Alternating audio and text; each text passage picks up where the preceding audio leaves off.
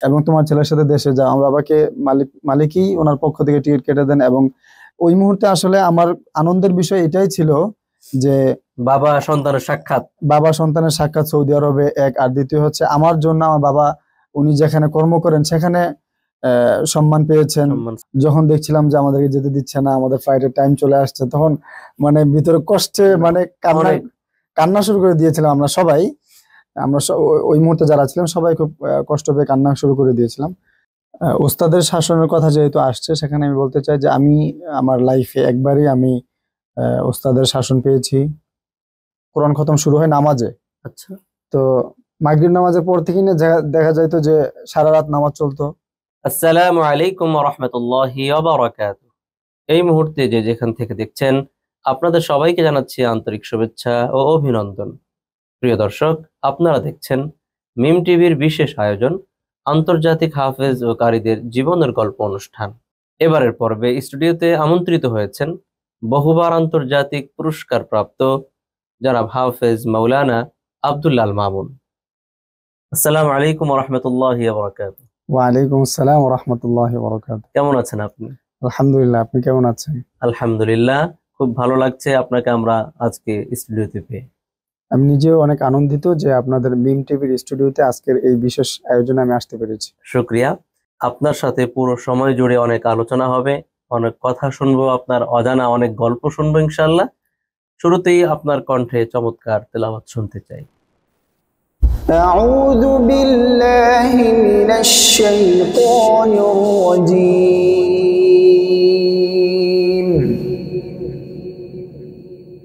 বিসমিল্লাহির রহমানির রহিম।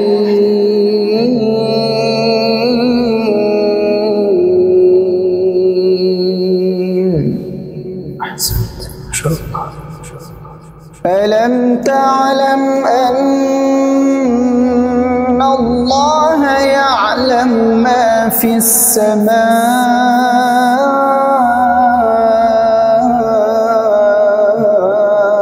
السماء والأرض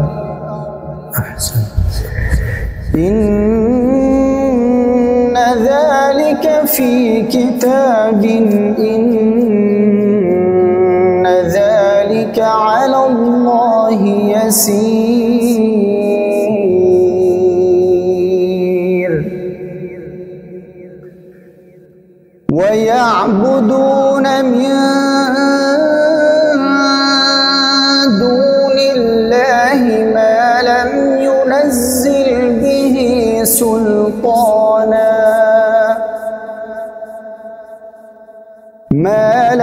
ينزل به سلطانا وما ليس لهم به علم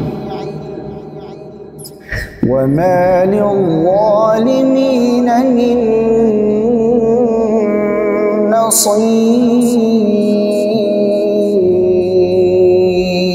نصير وإذا تتلى عليهم آياتنا بينات تعرف في وجوه الذين كفروا المنكر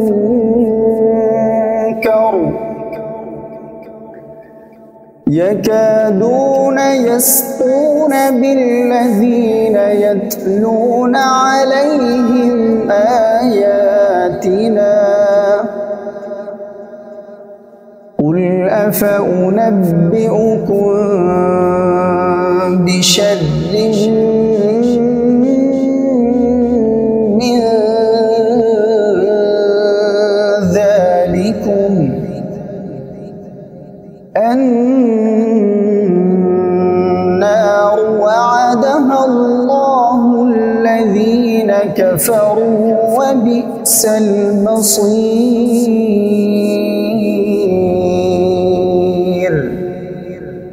صدق الله العظيم। আহসান্ত, মাশাআল্লাহ, আপনার কণ্ঠে চমৎকার তেলাওয়াত শুনলাম। আপনার এই কণ্ঠকে দিনের জন্য আল্লাহ কবুল করুন। আমিন। প্রিয় দর্শক, চমৎকার কণ্ঠে তেলাওয়াত শুনলাম। এবারে আমরা তার অজানা অনেক কথা শুনবো। শুরুতেই আপনার কাছে জানতে চাই, আপনার গ্রামের বাড়ি কোথায় এবং আপনার ফ্যামিলিতে কারা কারা আছেন, যদি দর্শকদের উদ্দেশ্যে বলেন। আমার গ্রামের বাড়ি হচ্ছে কুমিল্লা জেলার মুরাদনগর থানা হিরারকান্দা গ্রামে। আমার ফ্যামিলিতে বর্তমানে রয়েছেন আমার দাদা আছেন জীবিত আলহামদুলিল্লাহ, আমার বাবা মা এবং আমরা 3 ভাই এবং আমার সহধর্মিণী এবং সন্তান রয়েছেন আলহামদুলিল্লাহ। মাশাআল্লাহ, আপনার সন্তানের জন্য থাকছে শুভকামনা।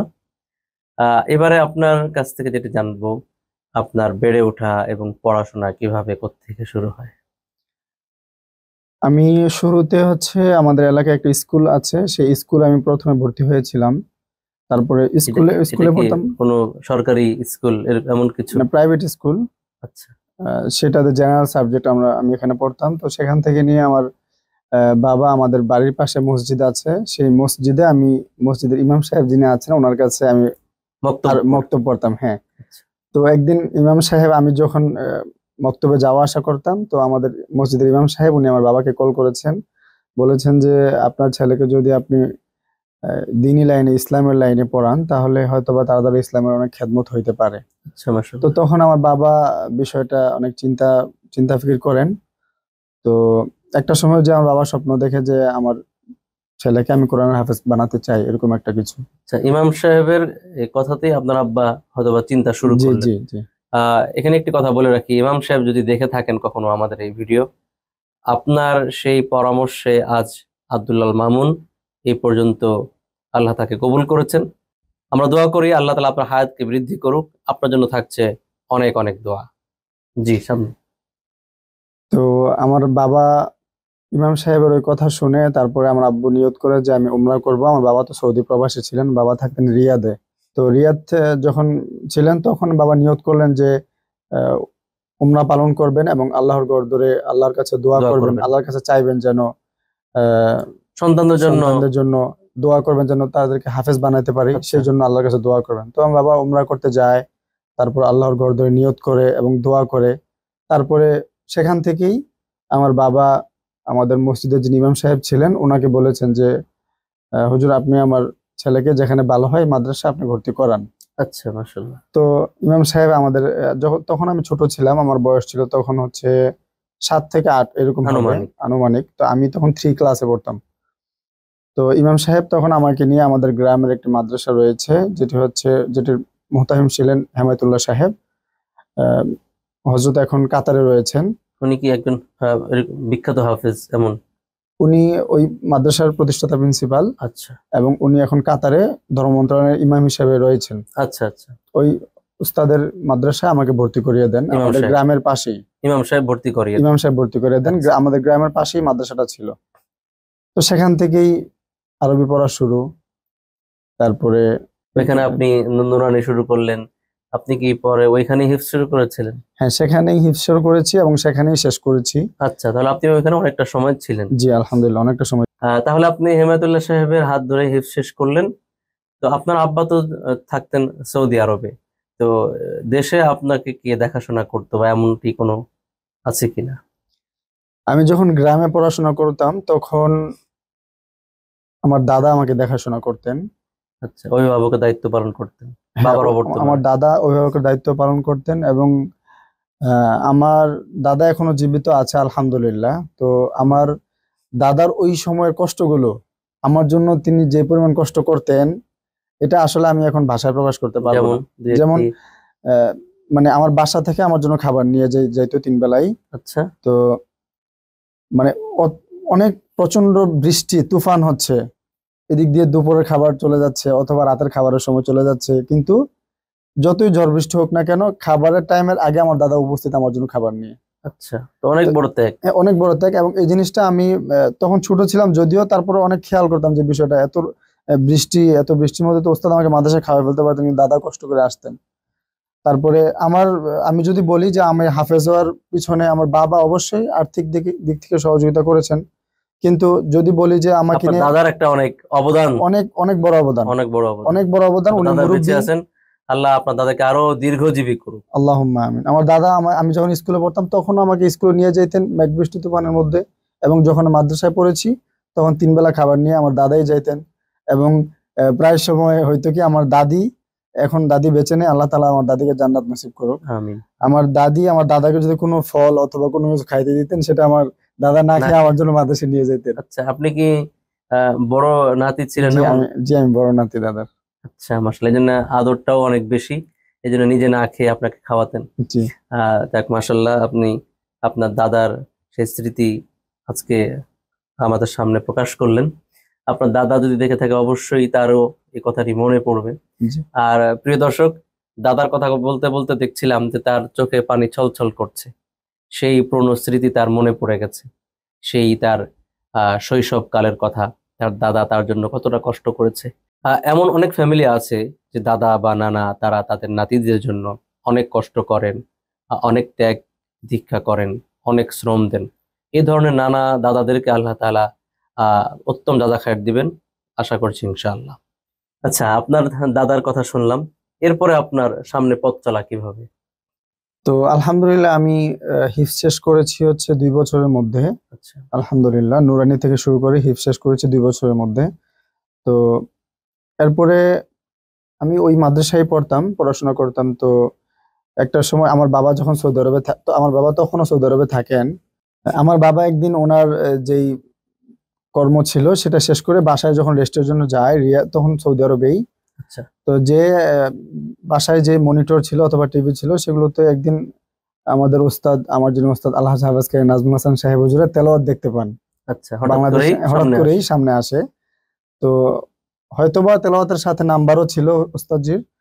তো তখন ওখান থেকে আমার ওস্তাদের তেলাওয়াত আমার আব্বু যখন শুনে, তখন আমার বাবা অনেক পছন্দ করেন, আমার বাবা হুজুরের তেলাওয়াত খুব বেশি পছন্দ করেন। তো ওখান থেকে আমার বাবা ওস্তাদজির নাম্বার নিয়ে ওস্তাদজিকে কল করেন, নাজমুল হাসান সাহেব হুজুরকে কল করে হুজুরের সাথে কথা বলেন। তো তারপর হুজুর বললেন যে আমি একদিন মোবাইলে তাকে সোয়াল ধরবো, আচ্ছা, প্রশ্ন করব তার ইয়াদের কি অবস্থা, কতটুকু মজবুত আছে, হ্যাঁ কতটুকু মজবুত আছে, সেটা ট্রাই করার জন্য আমাকে মোবাইলের মাধ্যমে প্রশ্ন করবেন কোরআন শরীফ থেকে। তো আমার বাবা বললেন ঠিক আছে।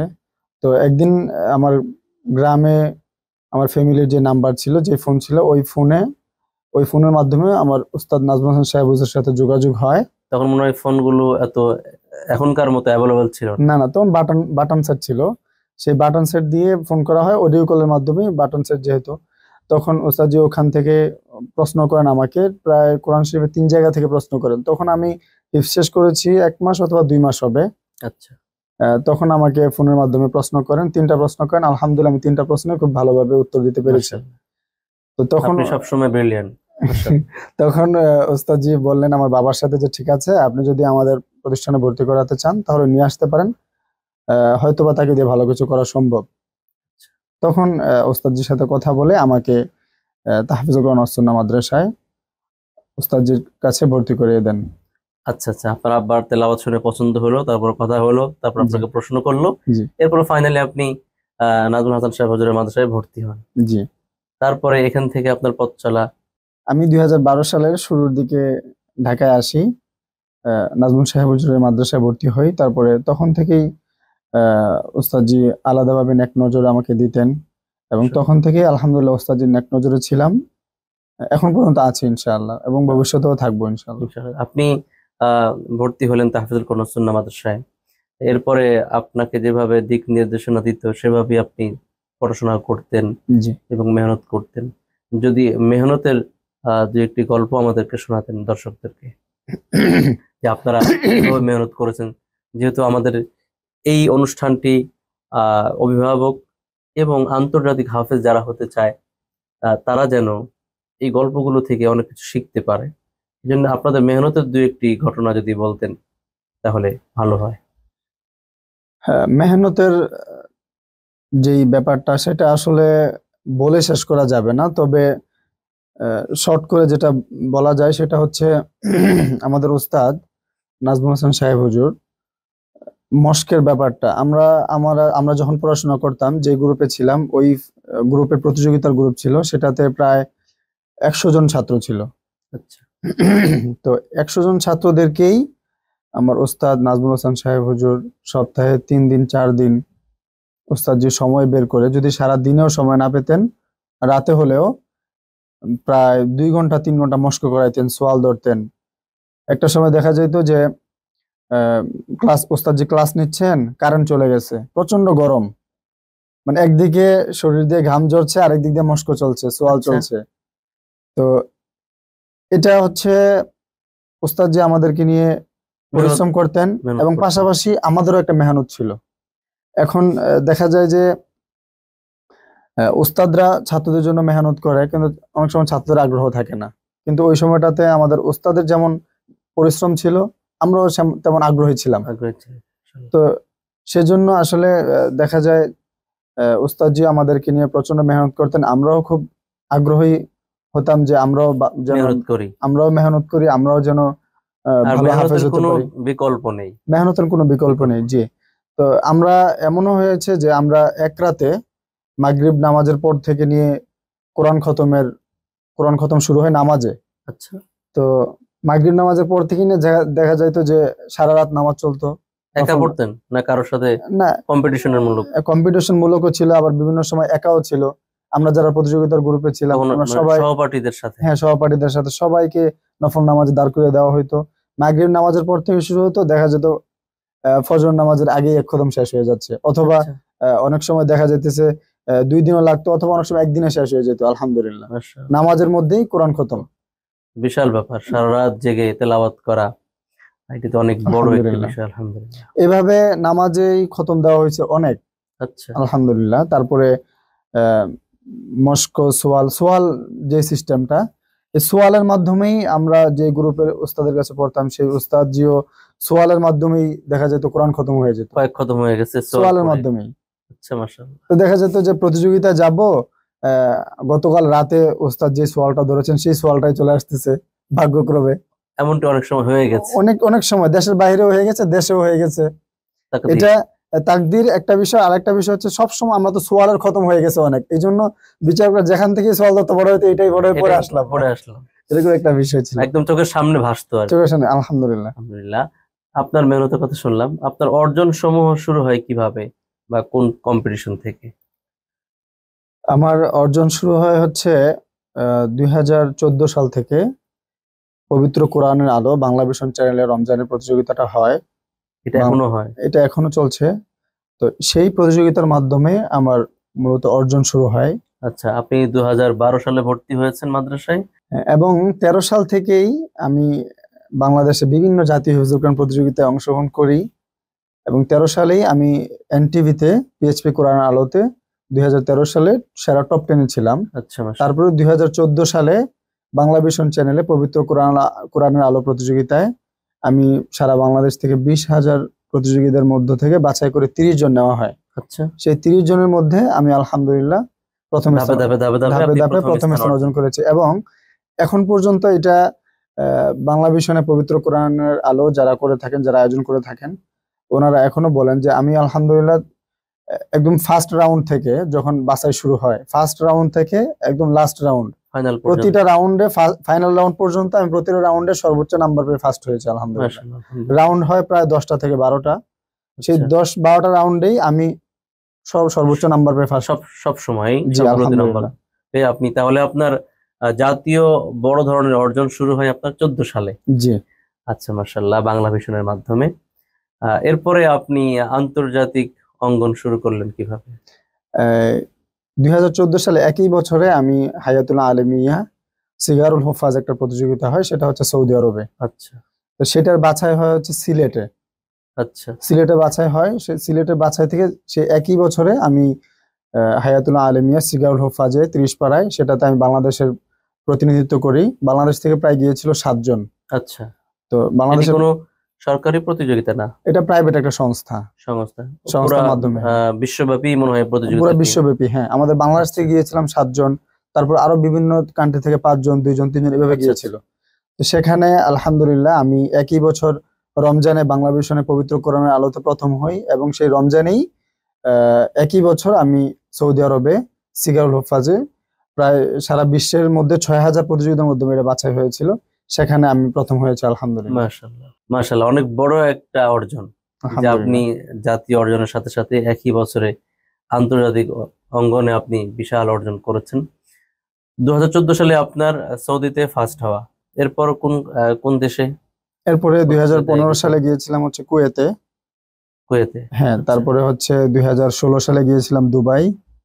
তারপরে হচ্ছে 2017 সালে আবার সৌদি আরবে, যেটা মালিক আব্দুল আজিজ আদ-দাওলিয়া হয়, যেটা সরকারি, সরকারি যেটা সরকারি যেটা গভর্নমেন্ট, বড়দের। যেটা হ্যাঁ, প্রসিদ্ধ। জি, সেটাতে একই বছর 2017 সালে আমি সৌদি আরবে গিয়েছি এবং মিশরেও গিয়েছি। আচ্ছা আচ্ছা। আলহামদুলিল্লাহ, কুয়েতে যে কোনো প্লেস?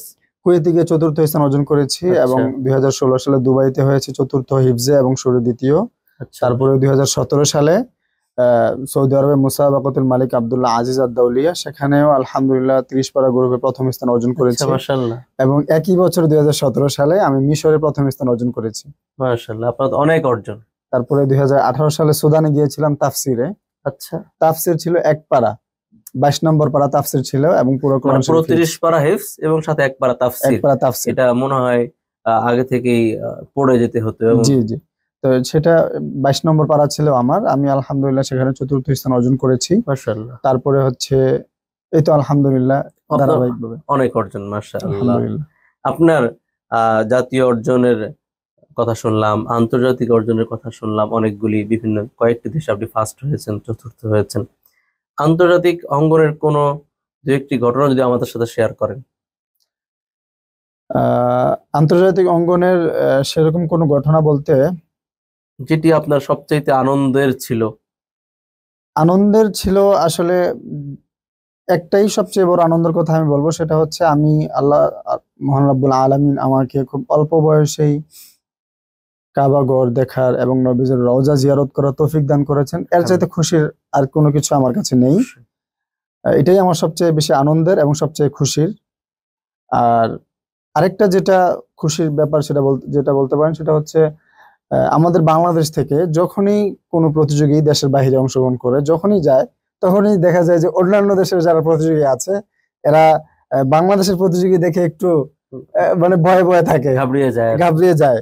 তো এই জিনিসটা যখন নিজেরা দেখি বা বুঝতে পারি, অন্যান্য দেশের প্রতিযোগীরা এসে কথাবার্তা বলে যে আপনি কোন যে দেশ থেকে কোন দেশ আসছেন, থেকে আসছেন, বলে বাংলাদেশ থেকে আসছি, নাম্বার আউয়াল, এরকম বলে। মানে তারা প্রতিযোগীরাই আগেই নাম্বার দিয়ে দেয় নাকি? যে আপনি প্রতিযোগীরাই যে বাংলাদেশে আসছে মানে কিছু একটা হবে আচ্ছা ইনশাল্লাহ। আচ্ছা, তো এখন ওই এটা ওই ভালো একটা জিনিসটা, ধারণা বাংলাদেশের হ্যাঁ জন্য। জি আলহামদুলিল্লাহ। তো এই জিনিসটা একইভাবে যেমন ভালো আনন্দ হতো, একইভাবে আমাদের সাহসও যোগাইতো যে যাক আলহামদুলিল্লাহ, একটা সাহস পাইতাম মনের মধ্যে।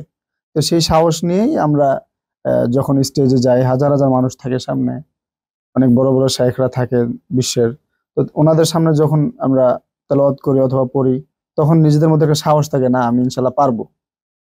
তো এটাও একটা আনন্দের বিষয় যে আনন্দের আমাদের বাংলাদেশের প্রতিযোগী যারা বাংলাদেশের প্রতিনিধিত্ব করে দেশের বাইরে বিভিন্ন দেশে, এটা সবার বেলায় হয়ে থাকে যে এই সবাই ধরনের ঘটনা হ্যাঁ অনেকেই উপভোগ করে থাকে। উপভোগ করে থাকে। এটা তো একটা আনন্দের হ্যাঁ উপভোগ।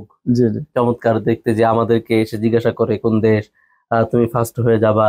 এটা এই যে একটা সাহস বা ভালো লাগা জি। আন্তর্জাতিক অঙ্গনে। আপনি যখন প্রথম 2014 সালে আন্তর্জাতিক অঙ্গনে প্রথম হন, তখন আপনার অনুভূতিটা কেমন ছিল? এটা কি মনে আছে? আমাদের কাছে শেয়ার করা যায়? হ্যাঁ অবশ্যই শেয়ার করা যায়। হ্যাঁ, 2014 সালে যখন আমি ফার্স্ট হই সৌদি আরবে, এবং তখন এখানে কিন্তু কিন্তু আরেকটি মজার বিষয়, সেটি হলো আপনার প্রথম প্রতিযোগিতাও সৌদি আরবে এবং আপনার বাবাও থাকতেন সৌদি আরবে। হ্যাঁ সৌদি ওইটাই আরবে। বলছি যে আমার বাবাও তখন সৌদি আরবে। আচ্ছা তো যখন প্রতিযোগিতাটা চলছিল অথবা যখন রেজাল্ট অনুষ্ঠান হচ্ছিল, তখন এটা সৌদি আরবের বিভিন্ন টেলিভিশনে লাইভ দেখাচ্ছিল। তো ঘটনাক্রমে আমার বাবা যে মুদিরের আন্ডারে কাজ করতেন, সেই মুদির ওই অনুষ্ঠানটা দেখছেন। আচ্ছা তো দেখতেছেন যে বাংলাদেশ বলছে নাম্বার আউয়াল, মার্কাজুল আউয়াল বলছে যখন, তখন আমার বাবা বলতেছেন যে মুদির সে আমার ছেলে, আরবিতে বলতেছিলেন। তো তখন আমার বাবাকে একটা অন্যরকম একটা ওনারা সম্মান শ্রদ্ধা দেখিয়েছে। সম্মান শ্রদ্ধা দেখিয়েছে এবং বলছে তুমি এখনো এখানে কেন, তোমার ছেলের কাছে যাও আচ্ছা এবং তোমার ছেলের সাথে দেশে যাও। আমার বাবাকে মালিকই ওনার পক্ষ থেকে টিকিট কেটে দেন এবং আমার বাবা আমার কাছে আসেন।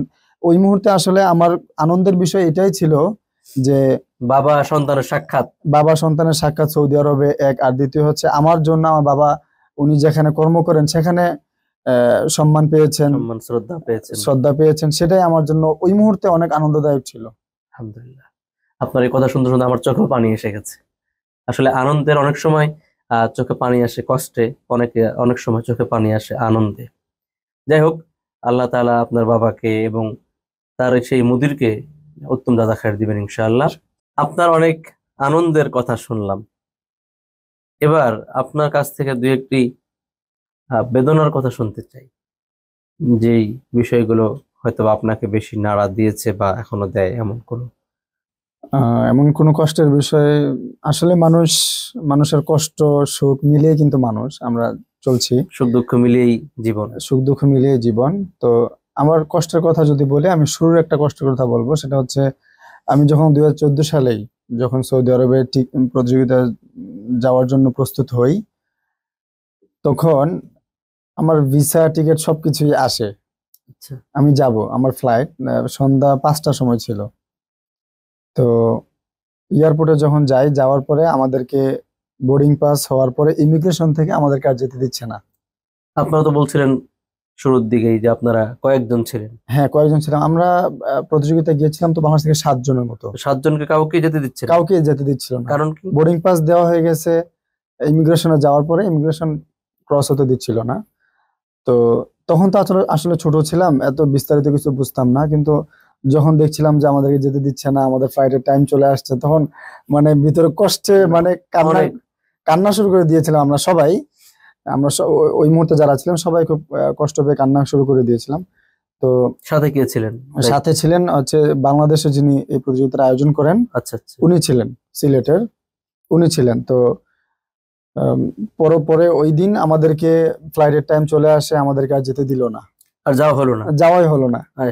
তো তারপরে মানে আমরা আসলে খুব আশায় ছিলাম, এহরাম বাঁধা অবস্থায় ছিলাম, আমরা যাব, এহরাম বাঁধা অবস্থায় ছিলাম যে আমরা যাব। বিষয়টা কেমন ছিল যে আপনারা ছোট মানুষ অনেকগুলি, কোনো অভিভাবক নেই, হয়তোবা বিষয়টা পরবর্তীতে বুঝতে পেরেছি।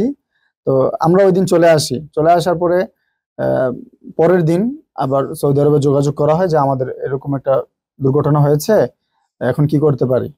তো সেক্ষেত্রে পরবর্তীতে আমরা বুঝলাম যে আমরা যারা গিয়েছিলাম সবাই ছোট, সবাই 10-11 বছরের নিচে ছিলাম বয়স। তো পরবর্তীতে জানতে পারলাম যে অভিভাবক ছাড়া একজন শুধু নিয়ে যাচ্ছে অভিভাবক হিসাবে আমাদের 7 জন ছোট ছেলেদেরকে। তো সেই জন্য আসলে ইমিগ্রেশনে এটা ঝামেলা করেছিল। তো তখন সেদিন আমাদের যারা অভিভাবক ছিলেন, অভিভাবকদের থেকে একটা লেটারে সাইন নেওয়া হয় যে আমরা দিচ্ছি, অনুমতি দিচ্ছি ওনার সাথে যাওয়ার জন্য। তো তারপরে পরের দিন তো আমরা তো মানে অনেক কষ্টেই ছিলাম যে কখন আশা ছেড়ে দিয়েছিলাম একদম বলতে।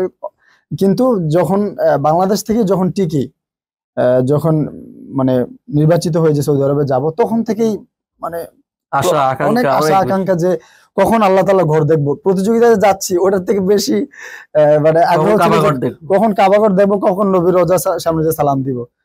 অনেক আশায় ছিলাম যে যাব। আসলে কি হয়ে গেল, পরবর্তীতে পরের দিনেই আবার সেটা সৌদি আরবে যোগাযোগ করার পরে ওনারা আমাদের টিকিট তো ক্যান্সেল হয়ে গিয়েছিল, ওনারা নতুন করে আবার টিকিটের ব্যবস্থা করে দেন এবং বিজনেস ক্লাসের ব্যবস্থা করেন। বাহ, মাশাআল্লাহ।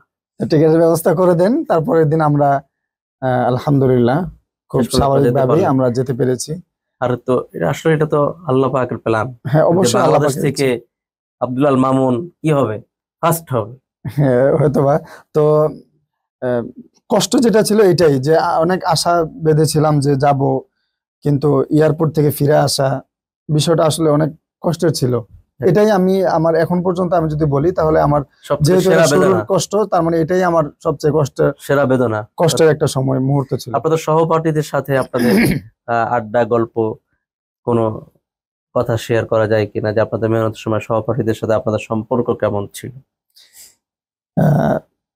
আমাদের সহপাঠী হিসেবে আমরা যারা ছিলাম, যেমন আমি, তারপরে হচ্ছে নাজমুল সাকিব, তারপরে হচ্ছে জাকারিয়া, যারা বাংলাদেশে আলহামদুলিল্লাহ পপুলার আল্লাহ তাআলার রহমত এবং ওস্তাদের দোয়া, বাবা মার দোয়ার বরকতে। তো আমরাই সহপাঠী একসাথে ছিলাম প্রায়। আমরা 2012 সাল থেকে একসাথে, এখনো পর্যন্ত একসাথে আছি আলহামদুলিল্লাহ। এখন যদিও সবার জায়গা থেকে খুব ব্যস্ত, সবাই আলাদা, কিন্তু আলহামদুলিল্লাহ আমাদের সম্পর্কটা মনে হচ্ছে সেই 12 সালের মতোই রয়ে গেছে। মাশাআল্লাহ। তো এটা শুধু যে সম্পর্ক, আড্ডার সম্পর্ক বা গল্পের সম্পর্ক সেটা না, পড়ার সম্পর্ক। আমরা 2012 সাল থেকেই আমরা একসাথে পড়াশোনা করতাম, একসাথে সোয়াল পড়তাম, একসাথে মস্ক করতাম, একসাথে সুর প্র্যাকটিস করতাম। তো সেই সম্পর্কটা এখনো পর্যন্ত রয়ে গেছে এবং আমরা কোনো সহপাঠীরা স্মৃতিচারণ, আহ, মজার কোনো ঘটনা? মজার কোনো ঘটনা আসলে তখন তো পড়াশোনা করতাম, পড়াশোনার সময়টাতে আমরা পড়াশোনার দিকে বেশি ফোকাস দিতাম। আচ্ছা, মাশাআল্লাহ। ওই মুহূর্তটাতে আসলে মজার কোনো ঘটনা বলতে পারবো না, বাট এখন যেহেতু একসাথে অনেক জায়গায় যাওয়া হয়, অনেক জায়গায় ঘোরা হয়, অনেক প্রোগ্রামে যাওয়া হয়, সেক্ষেত্রে অনেক সময় অনেক মজা হয়ে থাকে, অনেক আড্ডা হয়ে থাকে, বন্ধু বান্ধবের মধ্যে যেটা হয় আনন্দ। বন্ধু বান্ধব যেটা হয় এই আর কি। আলহামদুলিল্লাহ, শেষ পর্যন্ত আপনি অনেক অর্জন সমূহ অর্জন করলেন। তারপরে আপনার পড়াশোনা কি থেমে যায়, নাকি আপনার পড়াশোনা হেফজের পরেও চালিয়ে গিয়েছেন? 2015 সাল থেকেই আমি নাজমুল হাসান সাহেব হুজুরের মাদ্রাসায় কিতাব বিভাগে মাদানী নাসরে ভর্তি হই। হেফজের পাশাপাশি? হিফজের পাশাপাশি আমি 2015 সাল থেকে কিতাবখানায় পড়ছি এবং প্রতিযোগিতাও করছি। আচ্ছা, মাশাআল্লাহ। তো আলহামদুলিল্লাহ, নাজমুল সাহেব হুজুরের এখানে মাদানী নাসাবে আমি শুরু থেকে নিয়ে একদম জালালাইন পর্যন্ত শেষ করি। আচ্ছা, তারপরে এখান থেকে যাত্রাবাড়ি বড় মাদ্রাসায় যে মেশকাত এবং দাওরা শেষ করি। একই সাথে ওই 2022 সালে আমি আলহামদুলিল্লাহ মাওলানা শেষ করি। আচ্ছা, মাশাআল্লাহ। তো আপনার শেষ পর্যন্ত আপনি মাওলানা আলেম হলেন, দাওরা পরীক্ষা দিলেন। তারপরে আপনার এখন বর্তমান অবস্থা, আপনি কি করছেন? এখন বর্তমানে আমি মাওলানা শেষ করার পরে 2022 সালে আমি ঢাকার বনশ্রীতে একটি প্রতিষ্ঠান, হিফজুল কোরআন প্রতিষ্ঠান দেই। সেটার নাম হচ্ছে আলোকিত কোরআন ইন্টারন্যাশনাল হিফজ মাদ্রাসা। এটা কি আপনার নিজের প্রতিষ্ঠিত? জি আলহামদুলিল্লাহ, আমি নিজেই ওখানে প্রতিষ্ঠানটা দিয়েছি আচ্ছা, এবং সেটা 2022 সাল থেকেই আমি দেখাশোনা করছি এবং এটার দায়িত্বে আমি আছি। আচ্ছা, মাশাআল্লাহ। এখনো পর্যন্ত আলহামদুলিল্লাহ চলমান রয়েছে সকলের দোয়ার বরকতে। মাদ্রাসাটির নাম হচ্ছে আলোকিত কোরআন ইন্টারন্যাশনাল হিফজ মাদ্রাসা। এটি হচ্ছে ঢাকার বনশ্রীতে অবস্থিত। আচ্ছা, আর এটার আরো একটা শাখা রয়েছে, এটা হচ্ছে আমার কুমিল্লা মুরাদনগরে, আমার জন্মস্থান মুরাদনগর, সেখানে এটার আরো একটি শাখা রয়েছে। মাশাআল্লাহ। আপনি এই বয়সে দুটি মাদ্রাসা পরিচালনা করছেন। আর সবচেয়ে বড় বিষয় হলো যে আপনি আপনার নিজ এলাকায় একটি পরিচালনা করছেন একটি মাদ্রাসা, তাই তো? জি আলহামদুলিল্লাহ, এটা এলাকার মানুষদের চাওয়া এবং আমি মনে করি এটা আমার একটা দায়িত্ব আমাদের এলাকার মানুষদের প্রতি, যে আহ, এলাকার মানুষরা বা এলাকার অনেক ছেলেপেলে আছে যারা আর্থিকভাবে সচ্ছল না, ঢাকা শহরে এসে যে পড়বে সেই পরিস্থিতিটা নাই। তো সব দিক চিন্তা ভাবনা করে বিবেচনা করে আমি চিন্তা করেছি যে আমি আমার এলাকায় একটি ভালো প্রতিষ্ঠান দিতে চাই। এটি একটি অনেক বড় একটা সিদ্ধান্ত, আলহামদুলিল্লাহ, যে আন্তর্জাতিক হাফেজ তার নিজ এলাকায় একটি প্রতিষ্ঠান করবে এবং নিজ এলাকার বাচ্চাদের জন্য ভাববে যে তারাও যাতে করে আন্তর্জাতিক মানের হয়ে ওঠে। চমৎকার একটি উদ্যোগ। আপনার এই দুই প্রতিষ্ঠানকে আল্লাহ কবুল করুক, দোয়া করি। আপনার অনেক কথাই শুনলাম, অনেক চমৎকার লাগছিল আপনার বিভিন্ন ঘটনা। আপনার বাবা এবং আপনার মা, আপনার দাদা বিশেষ করে, তাদের উদ্দেশ্যে কি আপনার কিছু বলার আছে, যেটা কখনোই বলা হয়নি, লজ্জাই হোক কিংবা কোনো কারণেই হোক? আমার বাবা মাকে, আমার মায়ের সাথে আমি অনেক ফ্রি। আচ্ছা, আমার মাকে আমি আমার জীবনের সবকিছু আমি শেয়ার করি, শেয়ার করতে পারি। মানে খুব ফ্রি যেমনটা ফ্রি, সম্পর্কটা? হ্যাঁ, যেমনটা আমার মায়ের সাথে আমি ফ্রি, তেমনটা আবার আমি খুব ভয়ও পাই। আচ্ছা, কারণ হচ্ছে আমার মাই কিন্তু আমাকে কোরআন শরীফ পড়া প্রথম প্রথম আমি যখন ওই যে বললাম শুরুতে ইমাম সাহেবের কাছে মুক্তব পড়ছি, পাশাপাশি কিন্তু আমার মাই আমাকে বেশিরভাগ তালিম দিতেন। স্কুলে যখন পড়তাম তখনও আমার, এখন একটা ঘটনা মনে পড়ে গেল কথা বলতে গিয়ে, সেটা হলো যখন আমি স্কুলে পড়তাম তখন একটা গুণের অঙ্ক অথবা বিয়োগের এরকম একটা কিছু হইতে পারে। তো তখন আমাকে স্কুল থেকে যে পড়াটা দেয় সেটা আমি বাসায় প্র্যাকটিস করতেছি, আমার মা আমাকে পড়াচ্ছেন, কিন্তু সেদিন আমি পারছিলাম না, অঙ্কটা করতে পারছিলাম না। তো রাত 11টা 12টা বেজে যাচ্ছে, আমি অঙ্কটা করতে পারতেছিলাম না। আমার মা আমাকে বারবার শিখাচ্ছিলেন কিন্তু আমি কোনোভাবে বুঝতেছিলাম না। তো আমার মা আমাকে বলছে কি যে যতক্ষণ পর্যন্ত এই অঙ্কটা না হবে ততক্ষণ পর্যন্ত তোমার খাওয়াও নাই, ঘুমও নাই, ছুটি নাই, কোনো ছুটি নাই, অঙ্কটা শিখতেই হবে। তো আমার এই কথাটা বললাম এই জন্য যে আমার মা আমাকে যতটা ভালোবাসেন এবং আমাকে যতটা ওনার সাথে ফ্রি হতে দেন ততটা আমাকে চাপে রাখেন। এখনো পর্যন্ত বাসায় গেলে, যখন বাড়িতে যাই, কন্ট্রোল করেন। এখনো পর্যন্ত যখন বাড়িতে যাই, যদি আমার দ্বারা কোনো এলোমেলো হয় বা কোনো ঘটনা হয়, তখন আমার মা বলে মানে যেটা শাসন করা দরকার সেটা এখনো পর্যন্ত করেন। সেটা আমি আপনি একটু আওয়াজ করলে আমার আমি বুঝে ফেলি যে মা আওয়াজ করলে আপনার কি বলে যে হুঁশ ফিরে আসে এবং আমি বুঝতে পারি যে আমার মা হয়তো এটাতে বিরক্ত, সেটা আমি করি না। তো আমার পড়াশোনার শুরুটা আমার মাও আমাকে অনেক কষ্ট করেন। যখন মাদ্রাসা বন্ধ হতো, যখন বাসায় যেতাম, তখন আমার মা অনেক কষ্ট করতেন। যেমন আরেকবার কি হয়েছে, আমার তখন 8 নাম্বার পাড়ায় সবক, হিফজ সবক তখন আমার 8 নাম্বার পাড়ায়। তখন মাদ্রাসা বন্ধ হয়েছিল, ঈদের ছুটি হয়েছিল। তখন আমি বাসায় যাই, আমার মা আমাকে বাসায় বসে পড়াতে পড়াতে দেখা যেত 8 পাড়ার বন্ধ হওয়া মাদ্রাসা খোলা পর্যন্ত 8 পাড়ার 12 পৃষ্ঠা আমাকে মুখস্থ করে ফেলছে বাসায়। আপনার মা বাড়িতে? বাড়িতে মা কি হাফেজ নাকি? আমার মা হাফেজা না, আচ্ছা, কিন্তু আলহামদুলিল্লাহ সুন্দর করে কোরআন তেলাওয়াত পড়তে করতে পারেন। এবং আমরা 3 ভাই আছি। আমরা বর্তমানে, আরেক ভাই হচ্ছে আমার প্রতিষ্ঠানে আছে আব্দুর রহমান, এবং আরেক ভাই হচ্ছে সেও ছোট। কি হাফেজ? হ্যাঁ, সেও হাফেজ আচ্ছা, আলহামদুলিল্লাহ। তাহলে আপনার 2 ভাই হাফেজ। আলহামদুলিল্লাহ। এখন আরেক ভাই আছে ছোট, সে এখন বাড়িতে আছে, পড়াশোনা মাদ্রাসা পড়াশোনা করছে, পাশাপাশি স্কুলেও পড়ছে। মানে আপনারা 3 ভাই আর যে 3 ভাই। আমার মা আমার ছোট ভাইকে এখন যখন দেখি যে আমার ছোট ভাইকে কিভাবে পড়াচ্ছে, কিভাবে তাকে মানে গড়ে তুলছে, আমার আমার ছোটবেলার স্মৃতিগুলো মনে পড়ে যায়। সেই মাকে উদ্দেশ্য করে কি কোনো কথা বলার আছে যেটা কখনোই মার কাছে প্রকাশ করা হয়নি? কখনোই তো আসলে এভাবে বাবা মাকে বলা হয় না, কিন্তু আমি এই অনুষ্ঠানের মাধ্যমে বলতে চাই যে আমি আমার বাবা মাকে অনেক বেশি ভালোবাসি, যেটা কোনো ভালোবাসার সাথে তুলনা হবে না। বাবা মার ভালোবাসাটা একদমই ভিন্ন। মা বাবা যেভাবে শাসন করেন, ভালোবাসেন সন্তানের ভালোর জন্য। অবশ্যই অবশ্যই। তো আমি আমার বাবা মাকে খুব বেশি ভালোবাসি, এবং ওনাদের জন্য খুব বেশি দোয়া করি। এবং আমি আমার এখন বর্তমানে আমার অবস্থান থেকে আমি যথাসম্ভব চেষ্টা করি আমার বাবা মাকে খুশি রাখার। সর্বোচ্চ জায়গায় মা বাবাকে প্রাধান্য দিচ্ছেন? মা বাবাকে প্রাধান্য দিচ্ছি, এবং সবসময় চেষ্টা করি বাবা মা কিভাবে আমার প্রতি খুশি থাকবে। আল্লাহ তাআলা সেই তৌফিক দান করুক। আপনার দাদাকে উদ্দেশ্য করে যদি কিছু বলেন। আমার দাদাকে উদ্দেশ্য করে বলবো যে আমার দাদাকে তো আসলে আমি সবসময় বলি, আমার দাদা, আমি বাড়িতে গেলে এখনো পর্যন্ত আমার দাদা আমার সামনে এসে, আমার রুমে এসে আমার পিছনের স্মৃতিগুলো আমার দাদা বলে দাদাকে কান্না করে দেয়। আচ্ছা, দাদা কান্না করে, তখন আমারও কান্না চলে আসে যে আমার দাদা একটা সময়ের জন্য অনেক কষ্ট করছে, এখন দাদা অনেক অসুস্থ। আল্লাহ তাআলা আমার দাদাকে সুস্থতার সাথে নেক হায়াত দান করুন। এবং আমি আমার দাদাকে এখনো পর্যন্ত ছোটবেলা থেকে অনেক শ্রদ্ধা করে আসছি, এখনো পর্যন্ত শ্রদ্ধা করি, ভালোবাসি। এবং দাদার যে কোনো সমস্যায় আমি চাই সবসময় এগিয়ে থাকতে। দাদার ছেলেদের থেকে আমি নাতি হিসেবে চাই ওনাদের থেকে এগিয়ে থাকতে। আচ্ছা, মাশাআল্লাহ। দাদার যে কোনো অসুস্থতা, যে কোনো সমস্যায়, তো আমার দাদার জন্য আমি সকলের কাছে দোয়া চাইবো। আল্লাহ তাআলা যেন আমার দাদাকে সুস্থতা, নিয়ামত দান করেন, নেক হায়াত দান করেন। সকলে আমার দাদার জন্য দোয়া করেন, বাবা মার জন্য দোয়া করবেন। আমিন। শুকরিয়া। এই অনুষ্ঠানটি আমি মনে করি অনেক হাফেজ ভাইয়েরা দেখবে, যারা আন্তর্জাতিক হাফেজ হতে চায় বা আন্তর্জাতিক প্রতিযোগিতায় অংশগ্রহণ করে। তাদের উদ্দেশ্যে কিছু বলার থাকলে? তাদের উদ্দেশ্য করে আমি বলবো যে হয়তোবা ছাত্ররা ভিডিওটা যখন বাসায় যায় তখন হয়তোবা দেখবে, কিন্তু অভিভাবকরা হয়তোবা বেশিরভাগ এই ভিডিওটা দেখবে। অভিভাবকদের উদ্দেশ্যে বলবো একটা কথা, এখন বর্তমানে যেটা সবচেয়ে বেশি একদম ভাইরাস আকারে হয়েছে, সেটা হচ্ছে ছাত্রদেরকে ওস্তাদ একটা ধমকও দিতে পারে না।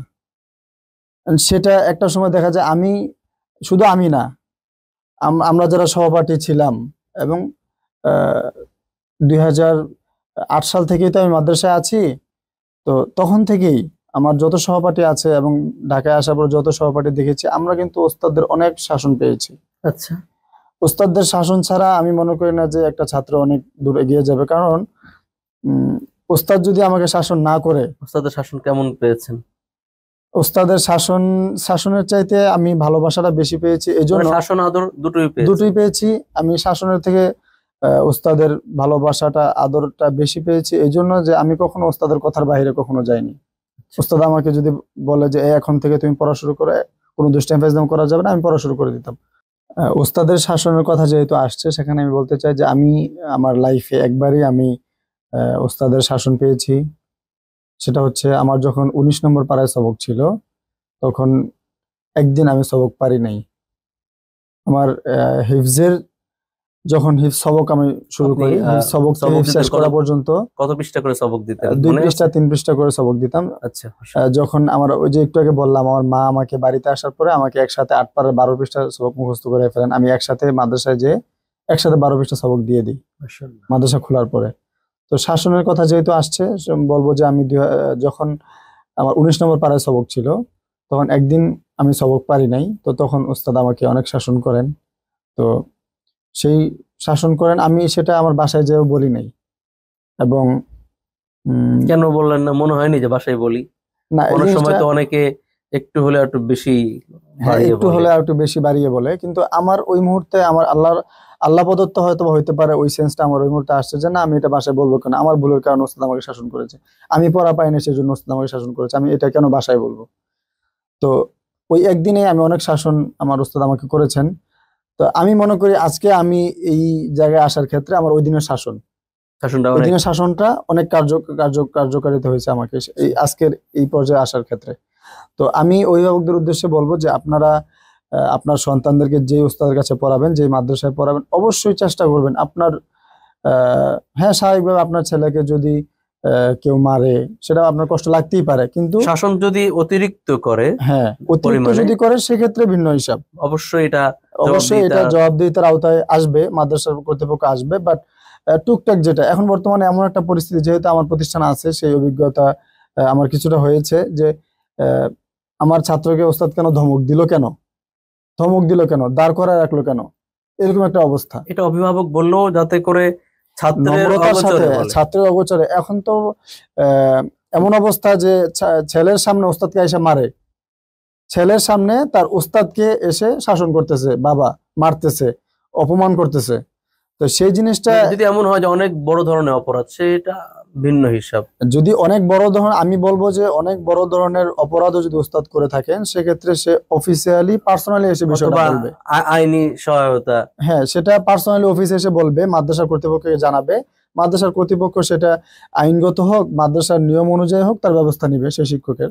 বাট আমার ছেলের সামনে আমি যদি তার ওস্তাদকে যে মারধর করি, অপমান করি, আমার ছেলে আমার থেকে কি শিখবে? এটা ছেলের ভবিষ্যতের জন্য আমি মনে করি এটা খারাপ দিক হতে পারে।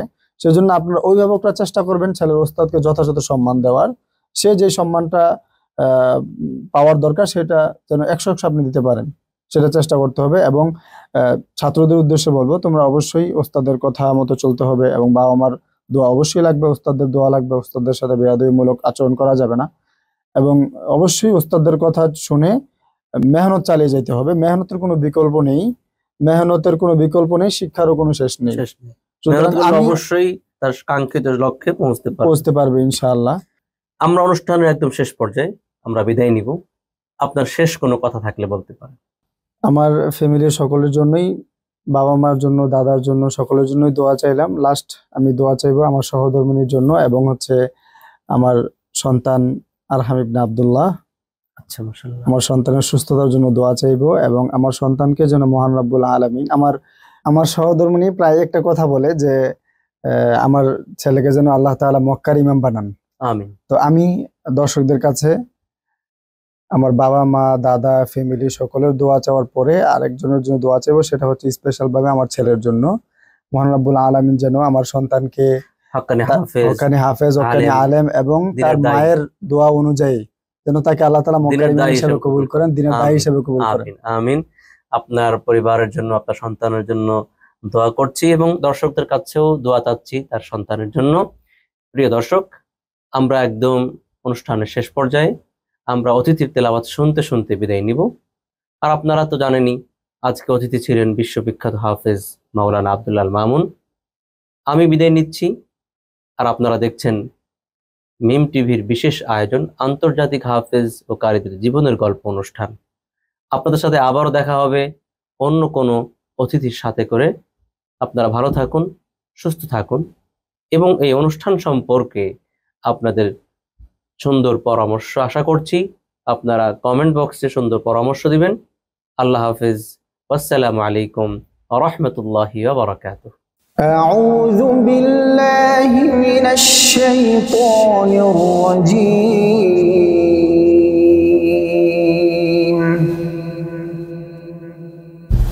بسم الله الرحمن الرحيم.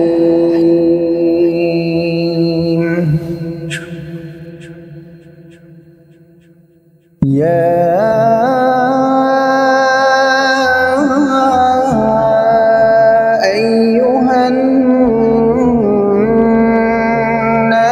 ضرب مثل فاستمعوا له إن الذين تدعون من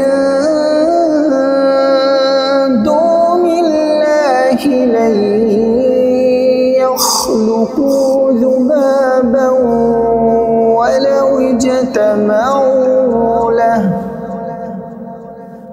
وإن يسلبهم الذباب شيئا لا يستنقذوه منه ضعف الطالب والمطلوب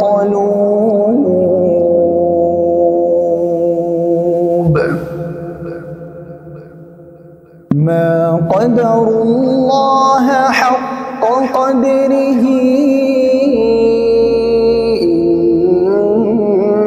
إن الله لقوي عزيز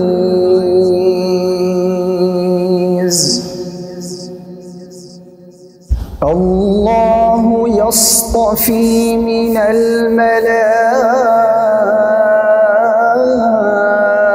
الملائكة رسلا ومن الناس إن الله سميع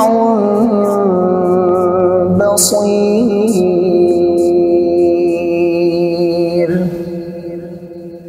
يعلم ما بين أيديهم وما خلفهم وإلى الله ترجع الأمور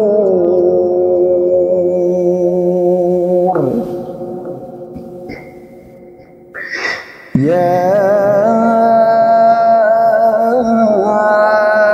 أيها الذين آمنوا اركعوا واسجدوا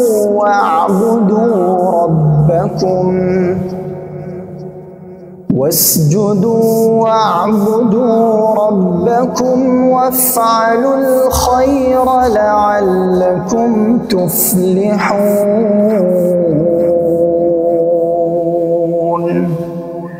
صدق الله العظيم.